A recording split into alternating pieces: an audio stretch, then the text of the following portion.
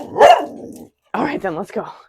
Alicia here, out for my walk with Reenie, my adorable half schnauzer, half terrier, all Muppet. This is Sustainable Events Dog Walk, a short podcast from Positive Impact Event Consulting, where you can get a quick nugget about sustainability for your events and event business while on a walk with Alicia and her dog Reenie. Sustainability is a big project, but we'll get there together, one little step at a time. So what makes it so hard to do sustainability and do it well? Why do we have to do it one little step at a time? Why can't we just solve this problem? Today I want to talk about the costs and the difficulties behind sustainability, and hopefully make you feel a bit seen and understood, and also give you perspective on what other people's difficulties might be, because there's obviously stuff holding us back, and if that's not the same for you as it is for me, maybe that will be helpful. And also, I can go on and on for 20 episodes about how we need to be working on sustainability, but I feel like taking a minute to acknowledge why it's so hard will probably be helpful. So first and foremost is the cost. All the articles and papers about going sustainable in the events publications are talking about the cost.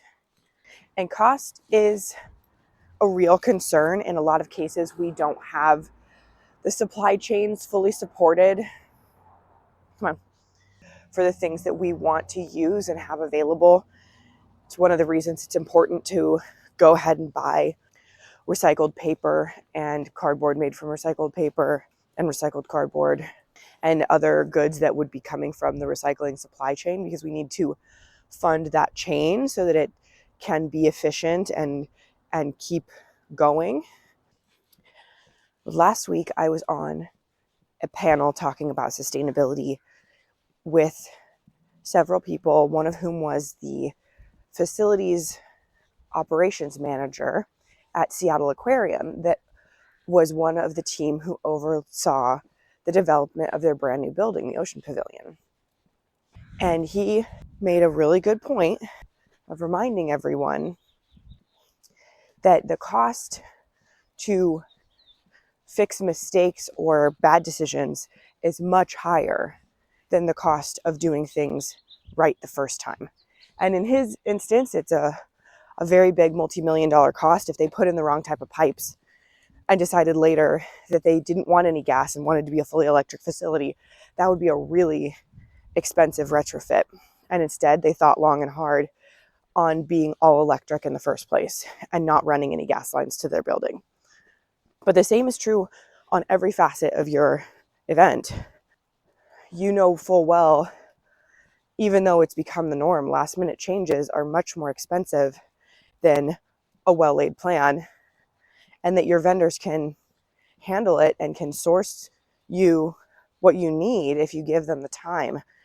So the cost element, in my opinion, is blown out of proportion, because there are a few things that genuinely do cost more, and you can both account for that in other areas, because hopefully part of your plan in sustainability is overall reduction of everything, of waste and of overage and resources, but also because it just takes planning ahead to be able to get the things that you need.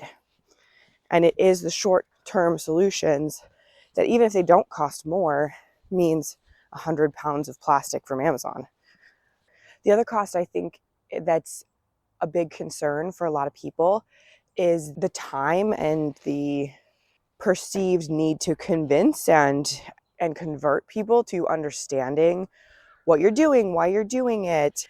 If it takes you multiple emails to convince a public facility that you should have signs about human trafficking, but they have never perceived that as being important, they're not the airport, they think that it's fine, then having to be really highlighting to them like, hey, this is an industry for which it's a big deal, we should be publicizing it.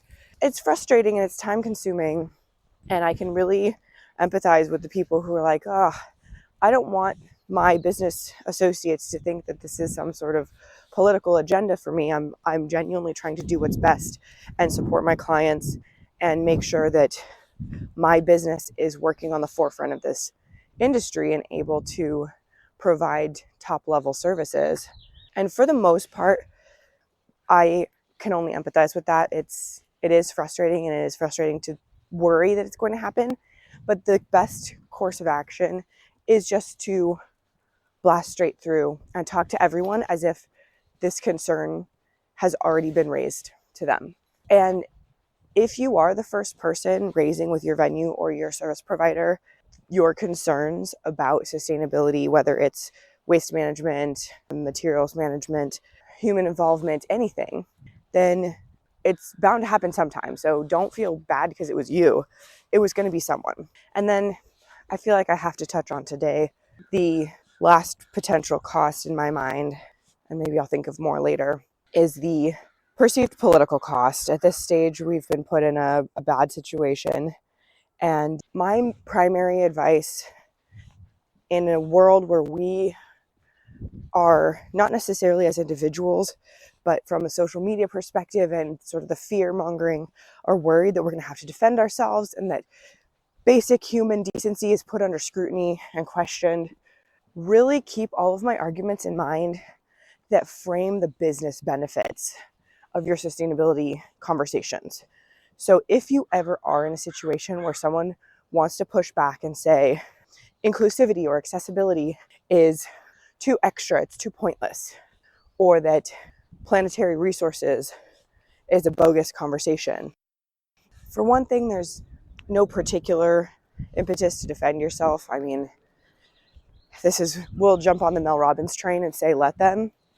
But the easiest response should be pretty much in their face that you are making the best choices for your clients and for your business, and that you are able to see the long term and what's important and how your business is influencing the industry and the community, and you're making your choices conscientiously.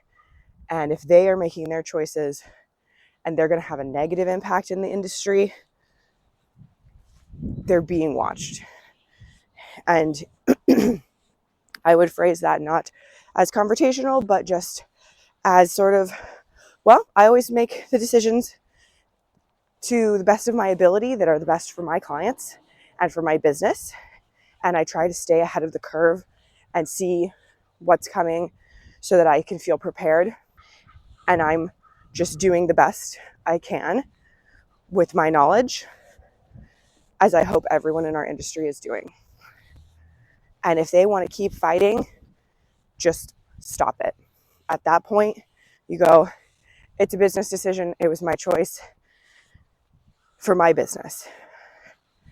And if they are going to say, oh, well, then I'm going to go and buy extra plastic and throw it in the ocean because of you, like absolute ding-dongs on the internet would do, let them.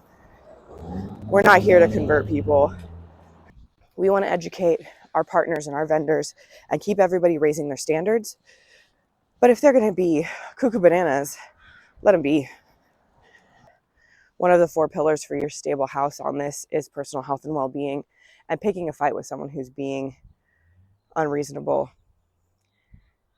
unless that really serves your self-care, it doesn't mine, then just leave it.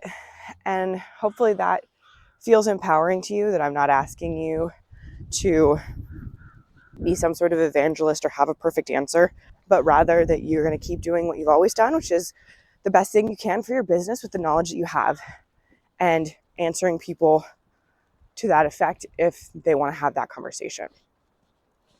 If you feel like I missed a big cost in your mind, please do let me know. I would love to be able to address it and let other people feel the recognition of that, because this isn't easy. The whole point is that if it were easy, it'd be done.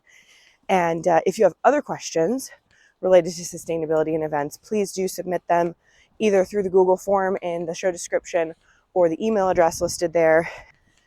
I'm always happy to share as much knowledge as I have and all of the inspiration, ideas, tips, and recommendations that I can come up with. Thanks.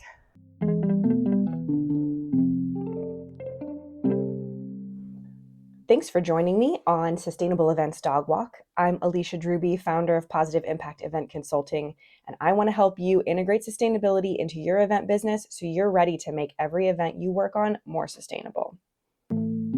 See you next time.